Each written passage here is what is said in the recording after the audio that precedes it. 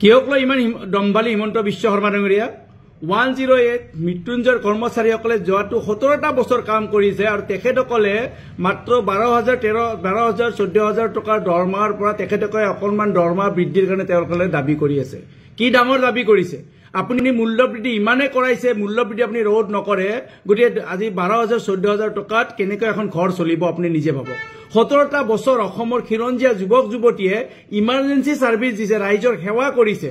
একজন কৰ্মচাৰী 12 ঘণ্টাকৈ কাম কৰিছে, য'ত 8 ঘণ্টাকৈ কাম কৰিবলৈ তেখেতসকলে 12 ঘণ্টাকৈ কাম কৰিছে, অতিৰিক্ত কাম কৰিছে।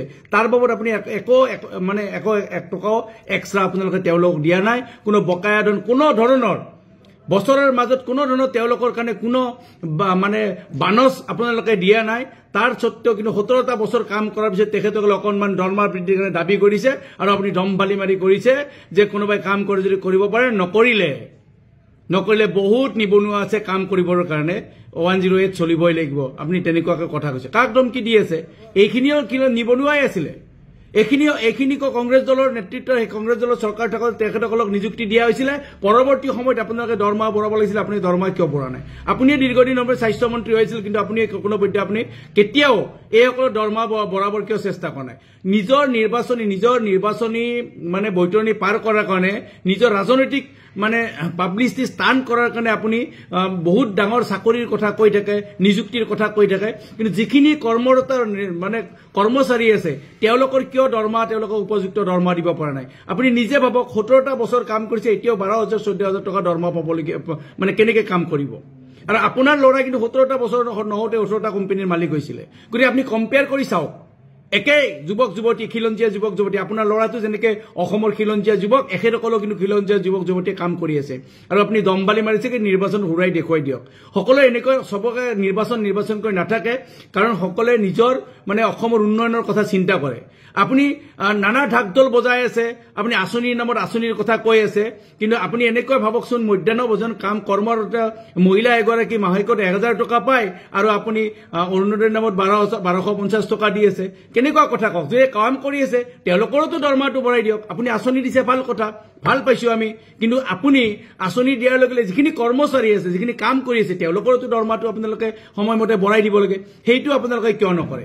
আপুনি জানে যে অসমে এতিয়া আজি কেগে ৰিপৰ্ট দিছে, সতৰ্কবাণী দিছে যে অসম ৰাজ্য চৰকাৰে আৰু ধাৰৰ বজা সহিব নোৱাৰা হৈছে, কিয়নো যোৱা 7টা বছৰত ঋণৰ সুদ দিবলগীয়া হৈছে আমি প্ৰায় 68,452 কোটি টকা 7টা বছৰত।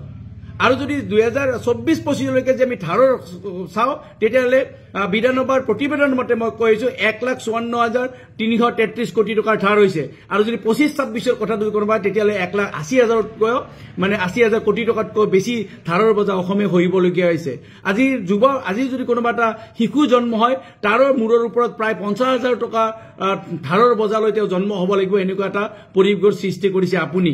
কিন্তু এই সময়খিনিত অসমৰ খিলঞ্জীয়া যুৱক যুৱতী যি দাবী কৰিছে, তেওঁলোকৰ প্ৰায় ন্যায্য দাবী, এই ন্যায্য দাবীত আপোনালোকৰ কিয় গুৰুত্ব নাই? তেওঁলোকে ইমাৰ্জেঞ্চি ছাৰ্ভিচ কৰি আছে, তেওঁলোকৰ emergency response officer, emergency response technician, driver, এইসকলে 12 ঘণ্টা ডিউটি কৰি থকাৰ পিছতো আপোনাৰ চকুত নপৰে যে তেওঁলোকে কষ্ট কৰি থকা এই যুৱক যুৱতীসকলৰ অকণমান সকাহ দিয়াৰ কাৰণে আপুনি কিয় একো কাম কৰিব নোৱাৰে? কিয় আপুনি দম্বালি মাৰি অকল নিৰ্বাচন কেন্দ্ৰিক কথাবিলাক কয় যে চৰকাৰ হৰুৱালে হৰুৱাব? কৰ্মচাৰীসকলে এইবিলাক নিবিচাৰে নে? কৰ্মচাৰীসকলৰ মতে চৰকাৰ যাৰে নহওক, কৰ্মচাৰীসকলে কাম কৰি যাব বিচাৰে, ৰাইজৰ সেৱা কৰি বিচাৰিব পাৰে। আপুনি কিয় প্ৰতিটো কথাতে ৰাজনীতি নিৰ্বাচন এইবিলাক কৰি থাকে?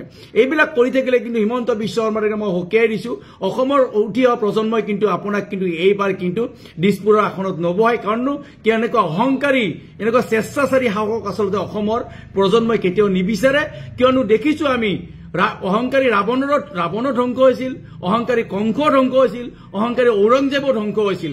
গতিকে এনেকুৱা অহংকাৰ ইয়াত আপুনি বেছি দম্বালি মাৰি থাকি লাভ নাই। যিয়ে অহংকাৰ কৰিছে তেওঁৰে কিন্তু পতন হৈছে, সকলো ৰাইজে দেখিছে। আপোনাৰ যে